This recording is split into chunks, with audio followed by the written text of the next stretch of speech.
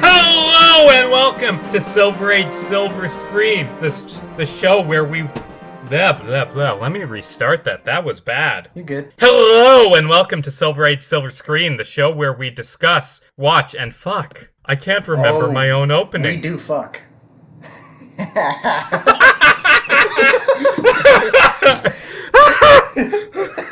Okay, no. God, I laughed so hard I think I'm gonna get hiccups. I guess that's the intro now. Yep. It's a podcast where we watch, discuss, and review sci-fi, cult, superhero, and other stereotypically geeky films. I'm your co-host, Casey Jarms. And I'm your other co-host, Riley Thorpe. Oh, God. Don't make me laugh. I'll try. Space Jam! We're watching Space Jam! The meme, the myth, the legend, Space Jam. You know, we watch a lot of cult films on this movie, and this is a cult film, but it's a specific type of cult film. I think sort of similar to how The B Movie is a cult film. Yeah. This is a meme film! This is new territory for us. Yeah, that means it's gonna be fun to talk about, but also it's probably, from an objective point of view, not the greatest film, but... Yeah, no, I always bring it up. Every single cult classic film that we review, it's like, it's very hard to look at this objectively, and it's like, do we look at this as a film, or do we look at this as fans? Because a lot of cult classics, and not most of them, but some of them, are pretty fucking bad. You know? So it's like, we know they're bad, and we talk about that, but it's like, at the end of the day, it's like a cult classic is determined by an individual's enjoyment of said film. At a point, it's like, you get enjoyment of it. That said, it could still be really fucking bad. I don't know, we're gonna try to be both objective and subjective, and we'll make it clear when... I will, at least. I mean, honestly, this film, It's a film that has had its resurgence enough that it's getting a sequel, which we will talk about. Oh, yeah. It has all this popularity resting not really so much on its quality, but on 90 kids' nostalgia. And Riley, do you have any nostalgia for this movie? To be perfectly honest, not for this movie particularly. I mean, I saw it maybe once or twice. I saw it a couple times when I was like a really little kid. So this is the first time I've actually seen the movie in like 15, 16 years. Honestly, and I'm 21. Like, I was a little kid. It's been a while since I saw it, but I watched this movie a ton as a kid. My grandma had it on VHS, so I do have that nostalgia. Yeah. Although, another question going into this, Riley, are you a basketball fan? Because this is a basketball movie. I'm not a big sports guy in general, but a big part of the nostalgia for me is not so much this movie, but with the Looney Tunes in general. When I was very young, I remember my family and I would always go up to my grandparents' in Madison, Wisconsin. And there was one time where, because we were driving up there, we were going to miss the Macy's Day Parade. So my grandpa got like CDs to record it on. But he also, when he was at the store, my grandfather bought a DVD set of the classic, iconic Looney Tunes episodes. And every time that I would go to my grandparents' house, I would hang out with my grandparents, see my family, have a great time, but I would also watch the Looney Tunes. And goddamn, do I love the Looney Tunes. Like, as a child, I have so much nostalgia for, like, the classic Looney Tunes. You know, so watching this movie again now, I don't have much nostalgia for this movie per se, but it's the Looney Tunes and their brand and their universe and their characters that I have a lot of love for. You know, it's actually kind of funny. I'm not a basketball fan, like, at all. Yeah, me neither. And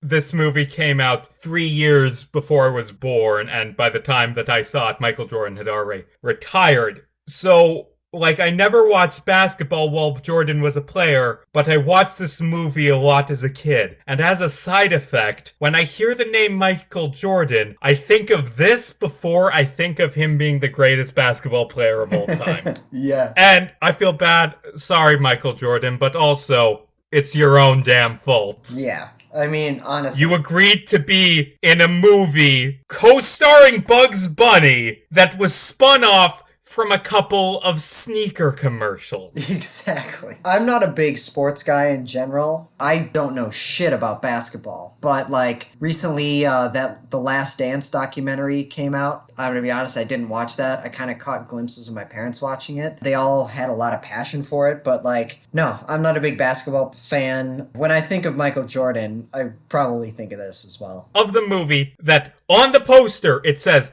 Bugs Bunny, Michael Jordan. And in the credits, too, it says it stars Michael Jordan and Bugs Bunny. I mean, to be perfectly honest with you, my goal in life, I'm kind of not even kidding, like, my goal in life is to be on a poster with Bugs Bunny. And, like, to be in the credits with Bugs Bunny. Like, honestly, if I were in Michael Jordan's shoes at this point, the Air Jordans, if I were in his shoes at that point, I'd be like, dude, this is the fucking greatest thing I've ever done. Yeah, but you wouldn't. You do. Bugs Bunny's not a real person. He gets credited as an actor. He's not a real person. I can dream, Harold. He was played by Billy West in this movie, like the guy who plays Fry in Futurama. But no, they credit him as Bugs Bunny. Like, fuck you, Billy West. Fuck you, D. Bradley Baker. You're credited as Bugs Bunny and Daffy Duck. Yeah, this is off topic, but, like, what's crazy about Looney Tunes is that obviously Bugs Bunny is, like, the poster child for the Looney Tunes. Mm-hmm.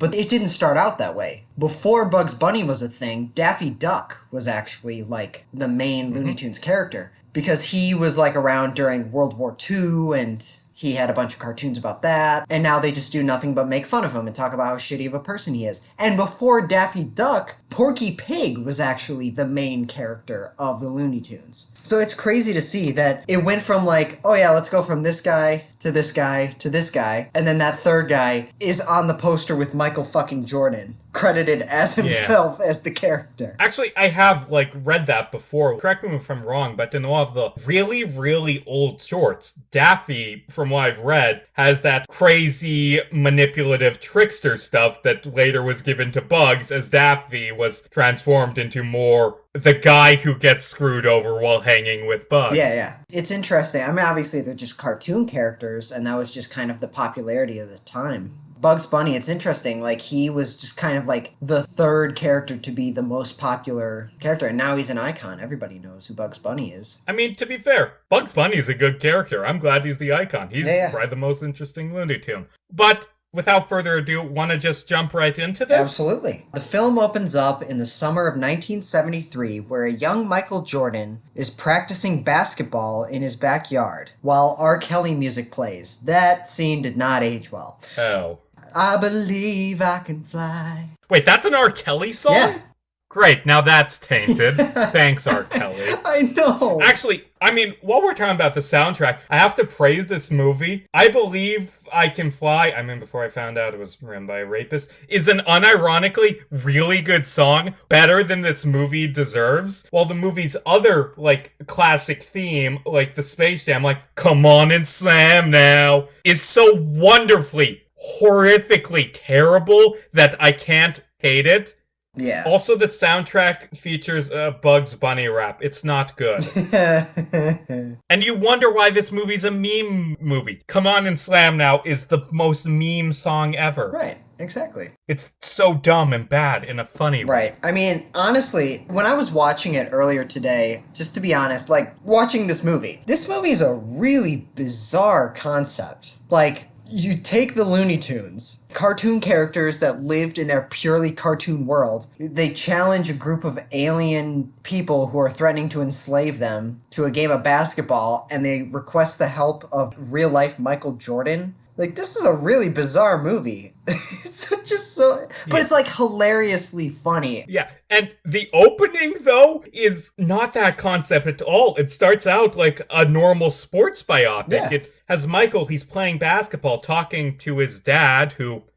Actually, they never actually meant... It's heavily implied, but it's never directly stated that Michael's father dies. Mm-hmm. But yeah, young Michael Jordan playing basketball, talking to his father. Then he goes through his career. He becomes arguably, honestly, probably the greatest basketball of all time. He's an Olympian. He has a bunch of championships. And then, after his father's death, he abruptly decides to retire from basketball so he can do what his father always wanted him to do. Become a baseball player. That actually happened, by the way. Yeah.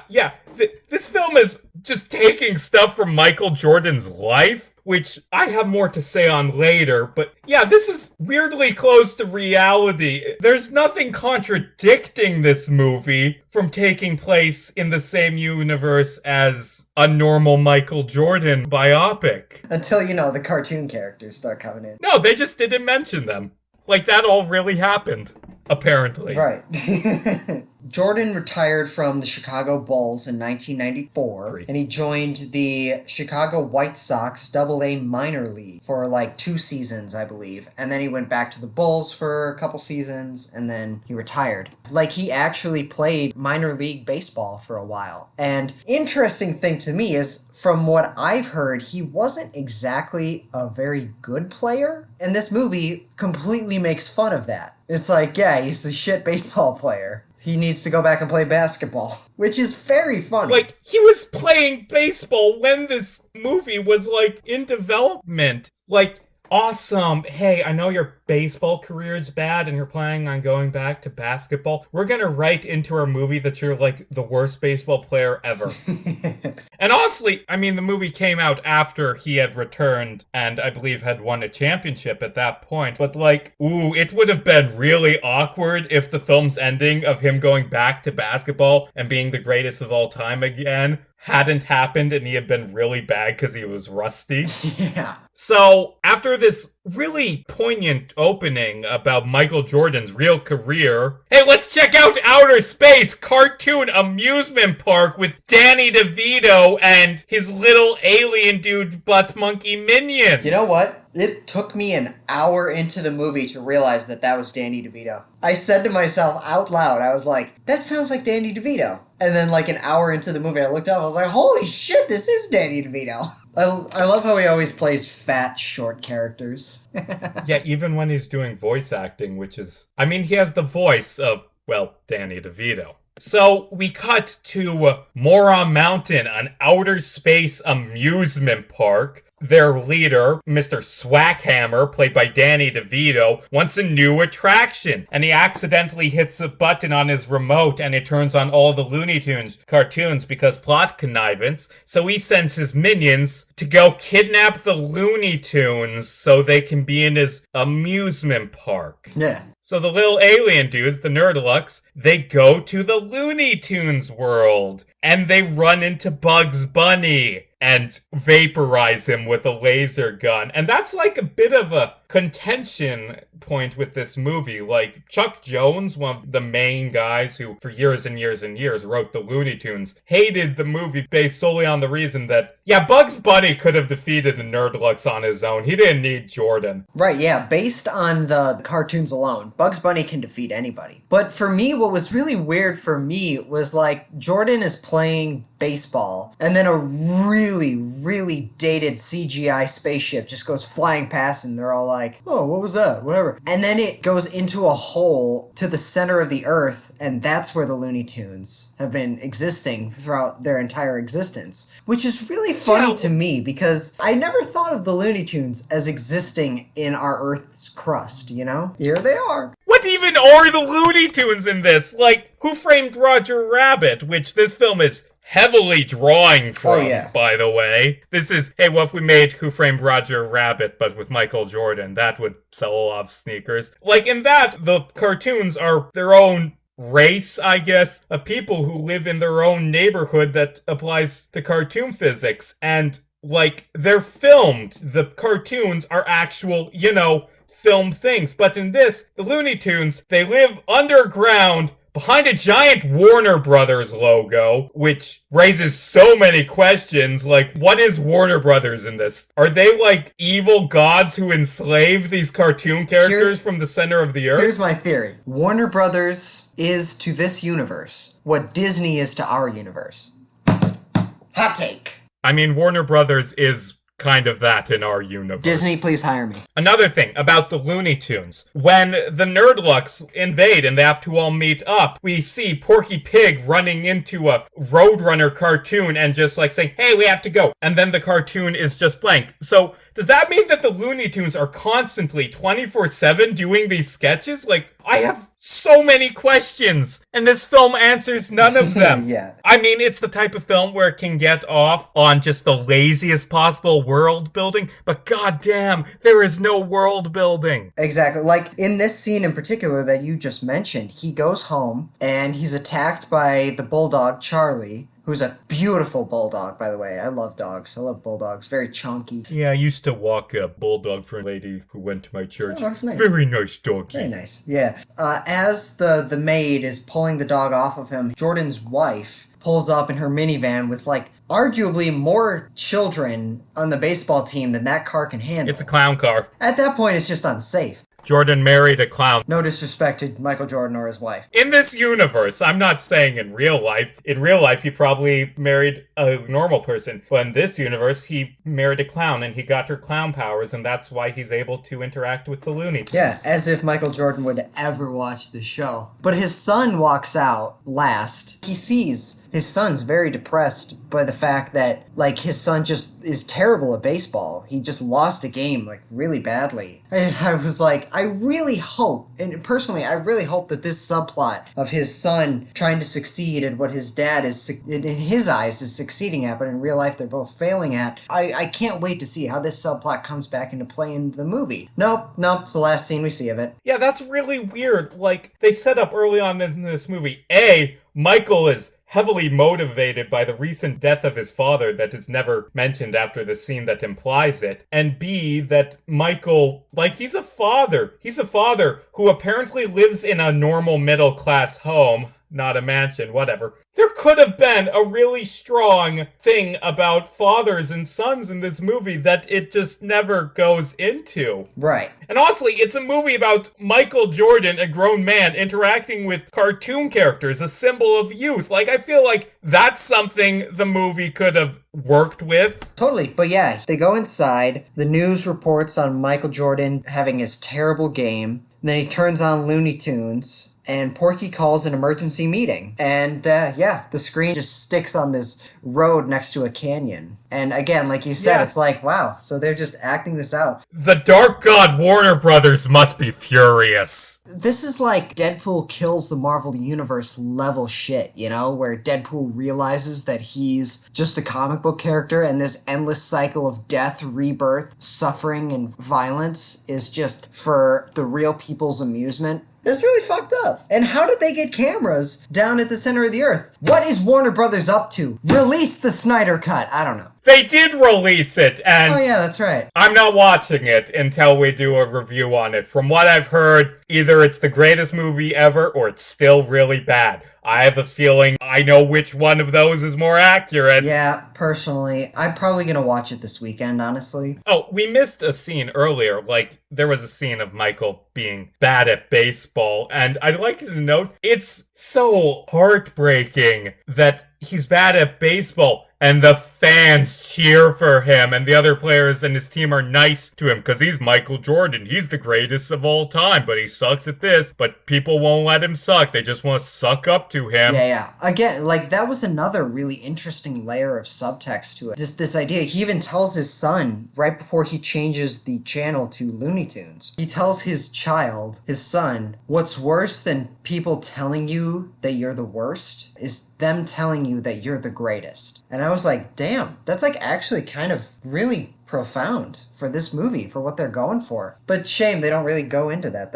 much. I mean, I guess, like, well, people are nice to me whether I'm good or bad, so I'll just go be good at something. I don't know. It's a really messy character arc that Michael Jordan has in this movie. Mm-hmm. So, the Looney Tunes, they have this meeting to decide how to take out the Nerdlucks. And Bugs Bunny, actually, in a rare character-accurate intelligence moment, he writes a book, very obviously fake, just writing on a normal textbook. Rules that you have to follow while enslaving the Looney Tunes. And it says you have to let them fight for their survival by playing a game. Oh, okay. What game do you want to play? I mean, it's in the book. We have to follow the book. And the Looney Tunes meet and they discuss what game they should play against these really, really short aliens. They choose basketball. Yeah, Bugs Bunny hands them a book of how to draw cartoon characters, and he crossed out cartoon characters. Right, that's what it is. He replaced them with, like, defeat or something like that, conquer or whatever. And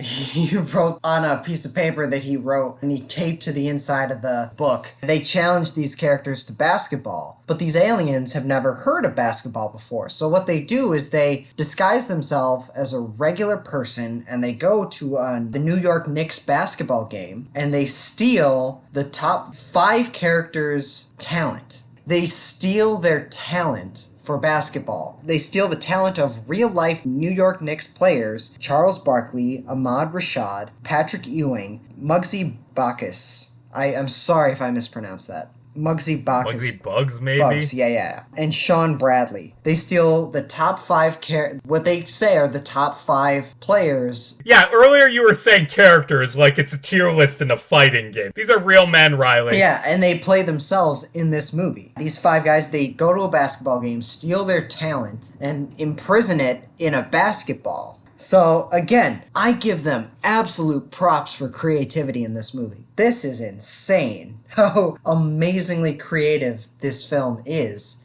I knew what the plot was going in, but I could not help myself from laughing when the orange alien was like, I stole his talent. And I'm like, okay, come on. It's just funny how ridiculous it is. Like, this movie is a kid's movie, through and through. There's a lot of problems with the plot and the story, but, like, at the end of the day, it's pretty fun. Yeah, the aliens, they steal the talent, whatever that means, from NBA players, and throughout the film, we get little short cutaways that I actually think are probably the funniest scenes in the movie. Yeah. Of just the NBA players dealing with the fact that we don't have hand-eye coordination. Like, there's a scene where one of them's praying that he won't do anything bad again as long as he gets his talent back. One of them, I think it was Barkley, plays against some middle schoolers and loses. One of them talks to a shrink about his nightmares about losing to children, and it wasn't a dream, Doc! It really happened! Yeah, well, and that's the funny thing, is like when they showed footage of them on the side of the court, one of the guys, he's like, I'm good, coach, put me in. I don't know, something happened there, but I'm feeling fine now. And he, like, tried spewing water in his mouth, but he, like, missed and got his shoulder all wet. And it's like, yeah, they stole their talent for basketball, but they did more than that. They completely got rid of their hand-eye coordination. Yeah, and because the Nerdlucks have stolen this talent,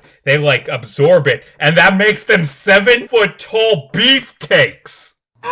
Damn! Just these massive, ridiculously big basketball players called the Monstars, because this film is nothing if it is not subtle. So, it was after the Monstars turned themselves into these giant behemoth basketball players by stealing the players' talent that Bugs Bunny and the other Looney Tunes decide that they need some help when defeating the Monstars, or else they will become enslaved. So who do they choose? The greatest basketball player who's currently playing baseball, Michael Jordan. Yeah, when they decide to get Michael Jordan, he's out golfing with his friends. Playing golf with Bill fucking Murray, who I completely forgot was in this movie. Holy shit!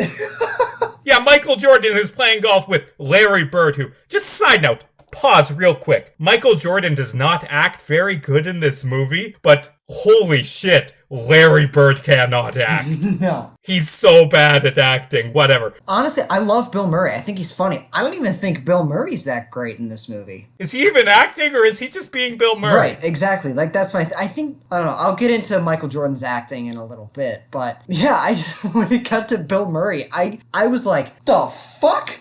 Bill Murray's in this? That is awesome! Why are you golfing with two really, really good basketball players? But then this leads to probably my favorite lines in the movie. Like, that said, Bill Murray, I don't think Bill Murray's great in this movie. I do think he's a good actor, but like, holy shit, he has some hilarious lines in this movie. Like, basically, his whole thing is they're on the golf course. Bill Murray's got an umbrella hat on his head. And he's all like, basically talking about how he wants to be a professional NBA player. And he's like, dude, come on. I got the talent, I got the passion, just let me do this. And Michael's like, no, there's no fucking way you are getting into this. And then in this PG movie intended for children in the 90s, Bill Murray goes, oh yeah? Is that because I'm white? And Michael's like, no, it's not at all it. Like, Larry's white. Bill goes, Larry's not white. Larry's clear, okay? I'm like, what?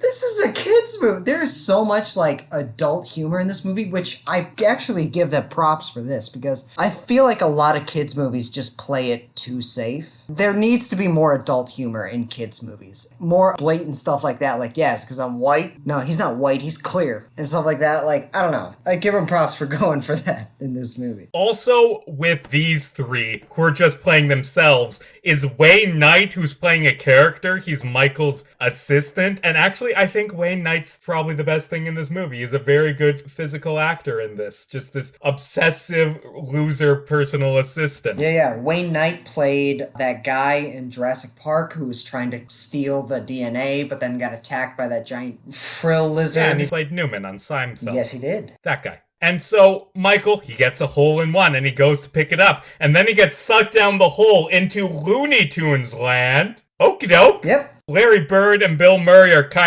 they don't seem to be very concerned about their friend being kidnapped, just saying. No, not at all. But Wayne Knight's character, Stan, he is very, very concerned about Michael, so he spends most of the rest of the movie digging a hole trying to bring Michael Jordan back. I did think, like, though Bill Murray wasn't that great in it, Bill Murray is fucking funny as hell. It honestly sums up my entire thoughts on this movie. It's like, no, it's not the greatest film. It's not the greatest movie, but it's a lot of fun, you know? Getting back to what you mentioned earlier about Michael Jordan not being that great, I agree, he's not that great, but I didn't think when he's in the real world, like the first act, I don't think he's terrible. I mean, don't get me wrong. Whenever a basketball player starts acting in a movie, like 98, if not 100% of the time, it's gonna be horrible. Like, no judge whatsoever. It's just like actors take years to study their craft. Basketball players spend years practicing playing basketball, you know? And that just goes with any sport. Wait, are you saying that Shaq isn't the greatest actor, Riley? That's exactly what I'm saying. There's a reason why he's teamed up with Adam Sandler. And he's been doing it for so long. Yeah. Is the thing. That man will not improve. I don't know.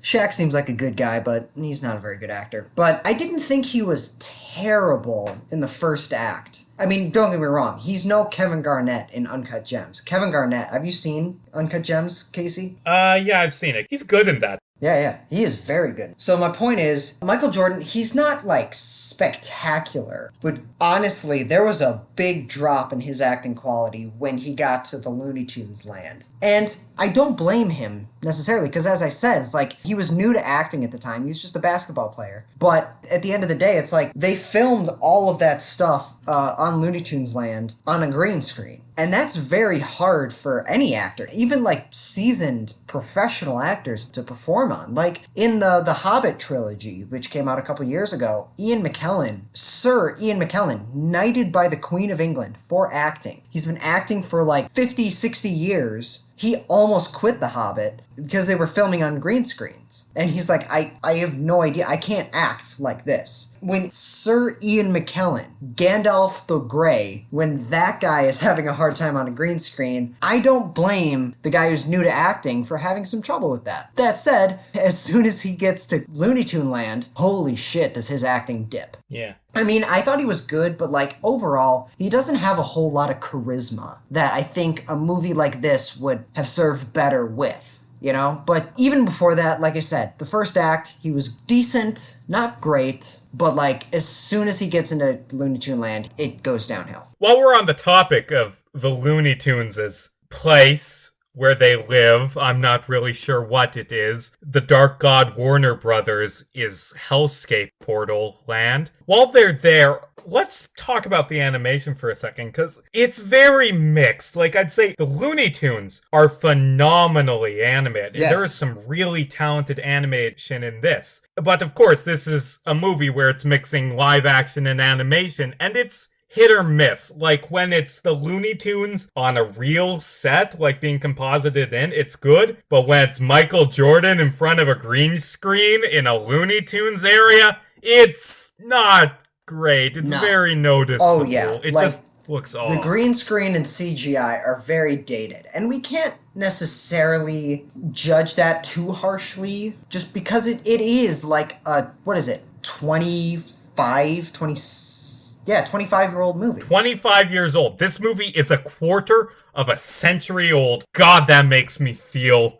I don't even know what that makes me feel. Yeah, so it's like you can't really judge it for that, but I completely agree with you. There's some really bad CGI and green screen in this movie. All the Looney Tunes characters, they're very well animated into the scene. They do a lot of interesting stuff with shading to make them look as 3D as possible. And it's really cool. It's really good. But you're right. The green screen and CGI are like, goddamn. So... Michael just, without any hesitation really, accepts, yeah, sure, I'll help you fight aliens. He's very, very calm during all of this. I feel like Michael Jordan should be freaking out during a lot of this, because this is crazy. Aliens exist. You were kidnapped by goddamn cartoon characters. Oh, side note, when they first get Michael Jordan there, they give him, like, a medical exam, and it's like, haha, cartoon. They're, like, messing around with a real guy and just, like, doing bad medicine on him. But, like, one of the Looney Tunes looks inside Michael Jordan's ear to see if everything's all right. And you can see a goddamn paperclip in there. Yeah. Michael Jordan has a paperclip in his ear.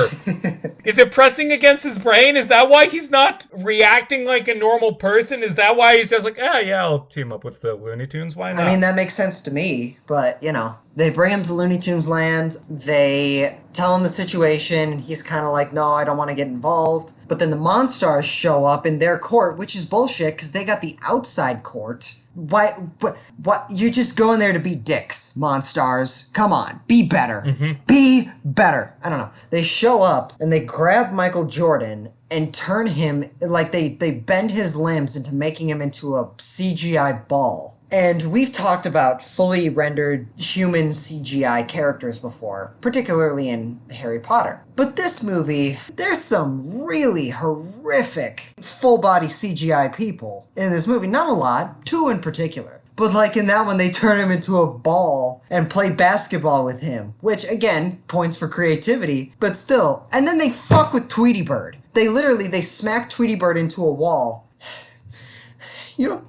No one fucks with Tweety Bird. You don't fuck with Tweety Bird, okay? Unless you're Sylvester, then you're allowed because it's funny. Yeah, because Sylvester's a loser, you know? But yeah, it was at that point where he's like, yeah, the Monstars are fucking dicks. I'm gonna team up with you and teach you how to play basketball to keep you guys from being enslaved, which is the plot of this movie. The Looney Tunes are about to be enslaved. Need I remind you? As they're, like, practicing, getting ready for this basketball game, we get introduced to a new character! Oh boy. The sexy female bunny named Lola, who has the personality of sexy and nothing else. Because A, this movie came out in the 90s, and B, there was definitely a furry who worked on this movie. They introduced hot, sexy rabbit lady. Mm-hmm. Lola Bunny made her introduction into this movie. Now, let's take a couple minutes here to talk about Lola Bunny as a character, her impact on future installments into this franchise, and why my dick is not hard right now.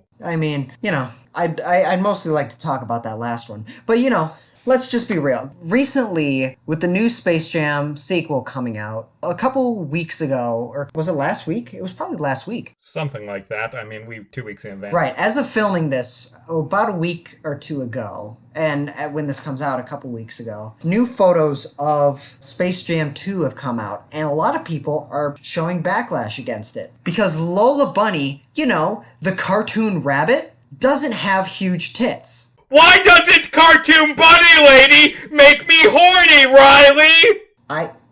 I don't know, honestly. But, like, Casey and I, neither of us are furries, okay? And, you know, at the end of the day, I make jokes. I make ridicules. You know what? Go to my TikTok page to see a bunch of jokes about furries. But, like, at the end of the day, if you're into that, you're into that. But goddamn, the sheer amount of hate this is receiving. Just a single photo of a fucking rodent. A fucking humanoid rabbit. An animal. Not being sexy enough for you fucking Reddit incels? Are you fucking kidding me? Like, And you know what the wildest thing What's is? that? I mean, her design has been changed a little in the trailers for the new one, but not a lot. And a lot of it's probably just because she's wearing really baggy clothing as opposed to the crop top in this. Yeah. A lot of it is people misremembering what Lola looked like. Like, she might be a little more sexualized in this one, but not a lot. The image that's going around, like showing her design in Space Jam versus her design in Space Jam 2, yeah, that's not her design from Space Jam. That's a piece of furry porn that you are sharing thinking it's a still from this movie. You fucking morons. And here's the thing, is like Lola barely has any lines, and she has no character whatsoever. Oh god, Lola sucks. She's so boring. She's just fan service. She's literally just there to show off her legs. It's like, you know what? All the Looney Tunes are male. For representation, let's include a female one. Oh, should we give her a personality? No, she exists to be a sex object because it's the 19 goddamn 90s. And we're in that weird state that honestly we're kind of in today, where we're progressive, but only to the bare minimum in a way that is somehow more sexist than not giving a shit at all. Here's the thing. There was a show on Cartoon Network called The Looney Tunes Show. It was a reboot of The Looney Tunes that ran for 2 seasons between 2011 and 2014. Now, I fucking loved that show. Yeah, it's great. It's not the same zaniness as classic Looney Tunes shorts, but it's a fun, entertaining cartoon. Yeah, absolutely. And they take the characters in such very interesting directions. And because we live in a society where anything new is shit, so many people backlash against it. And it's like, no, this show is really good. I mean, it took the, like, oh yeah, Bugs Bunny's character is, he's supposed to be like the smartass, the guy who always wins at the end of the day. But no, it's like he struggles a lot in the show. And it's like, yeah, people are like, no, that's bullshit. That's not Bugs Bunny. Like, I agree that that's not typically what Bugs Bunny is known for. But at the end of the day, they made him a much more interesting character. The thing that show did the best is it gave Lola a goddamn personality. They made Lola Bunny just absolute buck wild yandere weirdo who's really into bugs and is a moron and almost runs him over and is just insane. And she's funny and she's a character, unlike this movie. Lola Bunny sucks. Get a new cartoon waifu. Lola Bunny in the Looney Tunes show was actually played by Kristen Wiig. But my point is, in this movie, I understand why people would be sexually aroused by her. I do. And to be perfectly honest, I don't know. I'm not into 2D animated characters necessarily, apart from Lana Kane from Archer. What? But and I'm not into animals either. You know, I want to get that out of the way right now. I am not a furry, nor am I into animals. But Lola Bunny is a shit character in this movie. She is a much, much better character in the Looney Tunes show because she actually has a character, you know? And you people who are complaining about her wearing baggy clothes and not having big enough tits and ass. Exactly. Thank you. Not having big enough of those. Honestly, fuck you. And I mean that with all sincerity. Fuck you.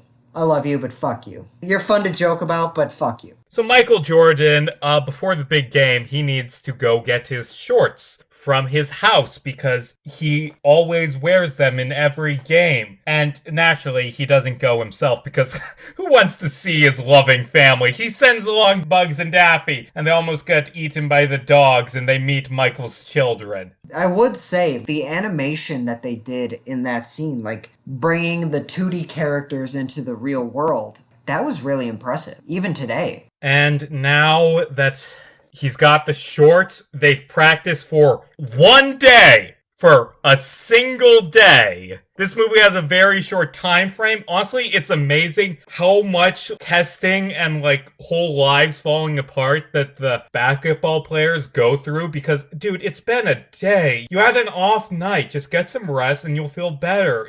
It's not the end of the world. Right. But anyway, after getting the shorts, it's time for the big game. Da da da da da da da. The Monstars show up. The Danny DeVito boss shows up. I will say, though, I really appreciated the self-aware nature of this because there was a part when all of the basketball players, Charles Barkley, Ahmad Rashad, all them, they showed up.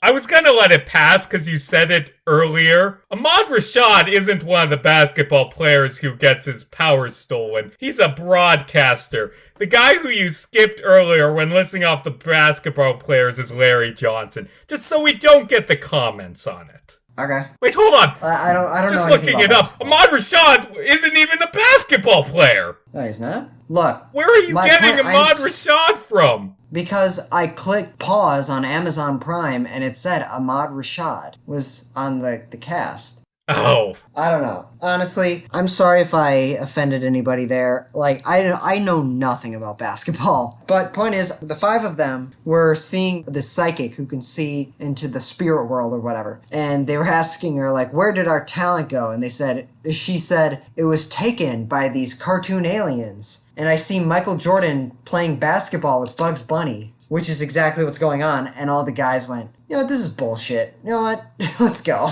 But there was a lot of interesting, funny stuff that they did with the basketball players. But then it cuts back to the basketball game starting. And the Monstars fucking wipe the floor with the Looney Tunes. Oh yeah, and Stan was able to get down to the Looney Tunes land somehow. I don't know how or why, or I don't even think the script knew how or why. But he's there. No, the script doesn't. There's a moment later on that shows that the script definitely does not have that figured out, nor does it care. In the locker rooms at halftime, after just being smoked by the Monstars, the Looney Tunes are down and out. And Bugs Bunny, he fills up a bottle with water and labels it Michael Jordan's secret stuff, or secret serum, or whatever. Just basically the stuff that he drinks to become the best basketball player ever. And he gives it to all the other players. And then they go back into the game and they just start cheating. They set up bombs on the hoops. They fucking use their cartoon logic to, like, physically assault the other characters, and they start winning. But then the Monstars call timeout. Their guy just says, hey, start playing dirty. And then they start playing dirty,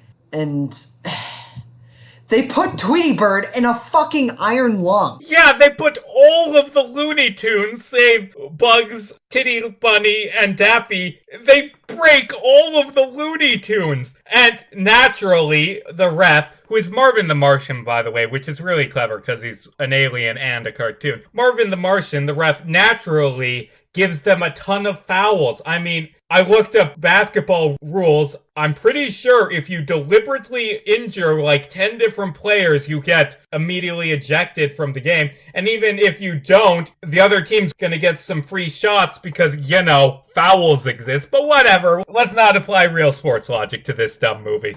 Before we go into the end of this basketball game, which I have so many thoughts about, it's so goddamn stupid in the best way. Can I be honest with you? Yeah. I don't like the basketball game in this very much. Like, the first half of just the Monstars beating up the Looney Tunes, it's really just a basketball game. And I mean, the second half is more creative. We get, like, Wile E. Coyote setting up traps. We get the Looney Tunes pulling out all sorts of crazy shit. Like, there's a Pulp Fiction reference for some reason. For like 2 seconds. Literally 2 seconds. I count. Yeah. I think the crazy cartoony basketball part went way too short, which is a shame because it's the only time in this movie that was really Looney Tunesy, and that's overall one of the big problems with this film. And that was like something that was interesting to me is it's like this movie has a lot, and I mean a lot of crazy, interesting ideas, like just cartoony, weird shit that's going on. And then when it comes down to the actual basketball game, it's like, no, just a regular basketball game that they're losing at for a while. Yeah. And it's just so boring, and it's pretty disappointing, actually. So, right before the game ends, they have to put in their last player on the bench, Wayne Knight's character, Stan. And he gets fucking wrecked. He gets flattened into a pancake, which, imagine how much that must hurt. Like, it's a cartoon world, but he's a real man. He feels pain. Yeah. But yeah, he gets flattened like cartoony, and then they inflate him and he blows away like a balloon, and he's a cartoon character now for a scene, which I assume that's what you were talking earlier when you said there's a few moments where the CG isn't good. Oh yeah, when they start like pumping him full of air, I was like, holy fuck, that is terrifying. But now that Wayne Knight is down, there are only 4 people left on the Toon Squad, which means they have to forfeit because they don't have enough players. But wait, who's that? Surprise reinforcements? Bill Murray, who's here somehow? Danny DeVito gives the best line in the film. Like, what? I didn't know Dan Aykroyd was in this movie. Which is hilarious. Yes, I fucking love that. Like, just Bill Murray shows up out of nowhere. And Daffy asks him later on, he's like, how did you get down here? And Bill Murray was like, oh, I'm friends with the producer, and he just kind of got me out here, What is this goddamn movie? It's so dumb, but it's funny dumb. But it's not a good movie. Like, dropping the facade, this isn't a good movie. But at least it's a movie that's fun to make fun of. Oh yeah, of course. So the clock is running down. They just need one basket to win. Michael gets the ball and he jumps to get it into the hoop. And 2 of the monsters jump up and grab onto his legs to pull him down. So Michael is flying through the air with like 1,000 pounds of alien muscle pulling him down. And he's in the air for like a minute straight because it's in slow-mo. And earlier when Stan got flattened, he's like, hey, how isn't he dead? Oh, you're in Cartoon World. You can do cartoon things. So Michael Jordan channels his Toon powers and stretches his arm out while screaming. What the fuck is this movie? And he dunks the ball. It doesn't look good. It looks horrific and it's ridiculous and I love it. Yeah. We forgot to mention the fact that during the timeout, they were able to find out that the reason why the Monstars are so good is because they stole the talent from the players. And Michael said, if we win, you give the talent back. But if we lose, then you get me as a slave. Which is, again, this is a kid's movie. Like, Michael Jordan is gambling with that shit. Like, that's some pretty dark shit. Well, Michael Jordan likes gambling. Oh. You're right. Yeah, but Michael makes the basket and he saves the day. And Swackhammer, Danny DeVito's character, is yelling at his minions and he's like, you lost. And Michael's like, hey, why do you work for him? Oh, 'cause he's bigger and stronger than us. Wait a minute. And they blast off Danny DeVito and they give their basketball talent back to Michael, who gives it to... Well, actually, he holds on to it for a bit. His friends are going through an existential crisis, but you got that basketball game, man. And Michael Jordan takes the Nerdluck ship back to the baseball game. And this is the weirdest ending. Like, Michael Jordan wasn't a great baseball player, but they frame it like this is a baseball movie because he's got to get back to the game. And he flies there in a spaceship and he lands and the whole crowd is staring at him. And Stan runs out and announces, it's Michael Jordan! And he marches out and then probably gets struck out immediately because he's not a good baseball player. Yeah. Then Michael Jordan gives the other basketball players their talent back, and he returns to NBA, and then he went on to win like 3 more championships, greatest of all time, yada yada yada. End of the Space movie. Jam. God damn. This is a very fun movie. Though, this is a very fun. It's a lot of fun. Like, if I can sum this movie up, it's dumb, and it's for kids, and it's outdated, but it's fun. But to be perfectly honest with you, I'm kind of surprised as to why, kind of surprised, kind of not, that this movie in particular would become the meme that it has. There's a lot of crazy, weird shit that happens in it, and it was very iconic for the time, and it's honestly just kind of a sight to behold in and of itself. But honestly, I don't know. It's like, subjectively, it's a lot of fun. It's a great time. I had a blast watching this, but It's not a great movie. It's not a great sports movie. It's not a great Looney Tunes movie. And I think that latter one is probably my biggest fault with this. Yeah. This is a really shitty Looney Tunes movie. Like, yeah. With the exception of Bugs and to a lesser extent Daffy, none of the Looney Tunes really have any lines or get to do their gags more than like once. And there is some wackiness at times, but for the most part, they're just not being the Looney Tunes. They're not being zany, chaotic forces of chaos that are beating each other up in wacky slapstick ways. And you know what? For that reason, honestly, I do think the other Looney Tunes movie, Back in Action, with Brendan Fraser, as far as what I recall now, it's not a great movie, but I personally, from what I remember it, I think Back in Action is better than Space Jam, honestly, because the Looney Tunes are actually like kind of front and center. They have that wackiness and zaniness to it. It's not a good movie, and I would really love to talk about it on this channel at some point, but I don't know. Personally, I have more of a nostalgia connection with Back in Action than I do Space Jam, if I'm being honest, and I'm not just saying that I think it's better because of that. No, I just objectively, I think Back in Action is a much better, not a much better, it's just a better film. It's just, this is a lot of fun. It's really funny. It's got some really cool moments, but overall, it's not a great film. It's not a great basketball film. It's not a great Looney Tunes. The acting's not that great. The CGI and green screen are really bad, just really dated. And there's just a lot of really interesting story elements that they introduce that they just end up doing nothing with. So, I don't know. It's interesting to me that of all the movies that have come out at that time, why Space Jam? Because millennial humor is 90% centered in liking something ironically until you brainwash yourself into liking it genuinely. Very true. Very, very true. I forgot about that. Riley, after everything you've said, how would you score this movie? Well, I'm going to give it 2 scores, okay? Objectively, as a film, I'd probably give it a 4, honestly. But as a subjective fan of Looney Tunes, as just someone who's looking to this movie as for what it is, I'd probably give it like an 8. So for that reason, I'll probably give it a 6.5 out of 10. Okay. It's a really fun ride. Just as a person who's a fan of this, it's a lot of fun. But judging this as a film, it's not that good. For that reason, I'm going to get the middle ground. I'm going to give it a 6.5 out of 10. I mean,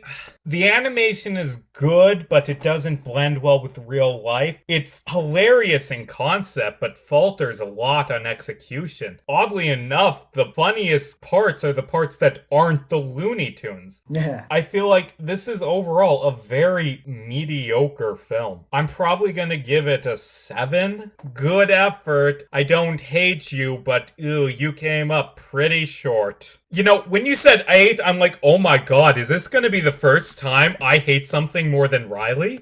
Wait till we review Gods of Egypt. Wait, are you implying that you like that movie and I would hate it? I don't know. I was just, I couldn't think of anything, so I just thought of a movie I just thought of a movie that's really bad that I love. Maybe we will rate that someday, because I want there to be my idealist and your cynic get swapped at least once. We came close a few times. Yeah. Before we end, can we talk about fucking Space Jam 2? And not just as in, the movie that doesn't make my dick hard, boys! Like, this movie, people like it because of how goddamn stupid and crazy the concept is. Yeah. Space Jam 2, from what I've read, isn't the plot like Don Cheadle kidnaps LeBron James' son to blackmail him into giving him his Twitter followers? So LeBron James teams up with the Looney Tunes to take on Pennywise? Like, what? I know nothing about the plot. That sounds about right to me. I don't know. I'm really looking forward to it, to be perfectly honest with you. Also, it should be noted, that movie's being produced by Ryan Coogler, who's a really good director. He made Fruitvale Station, Creed, Black Panther, and at first I was very confused as to why he'd be making a Space Jam sequel. But then I realized,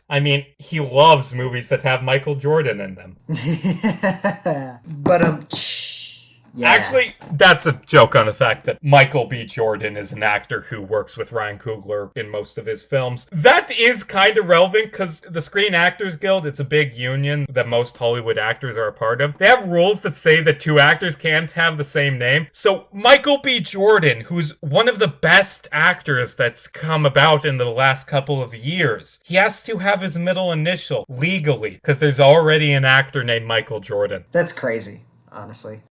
So, a lot of people are talking about, this new Justice League movie that they either hate or really like. Not the one directed by Joss Whedon, the other Justice League movie. So you know what, Riley? I think we should watch that one Justice League movie that was not directed by Joss Whedon.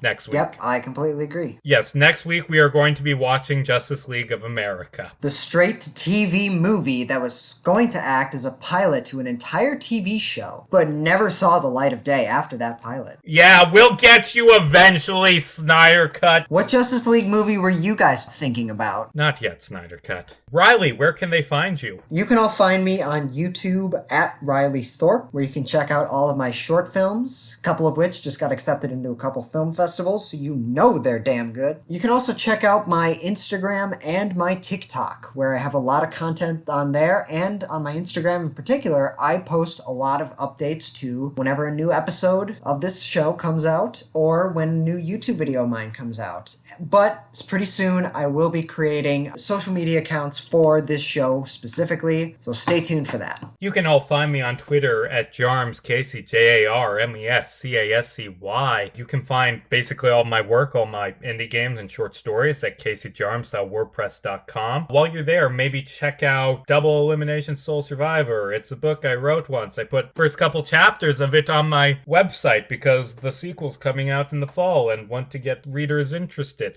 And if you like that, buy the book. Give me money. Give us money. We'll be back next week, assuming we don't get sucked down a gulf hole. As always, I'm Casey Jarms. And I'm Riley Thorpe. And hey, it's just a movie. Don't lose your head about it, especially not to a ladder.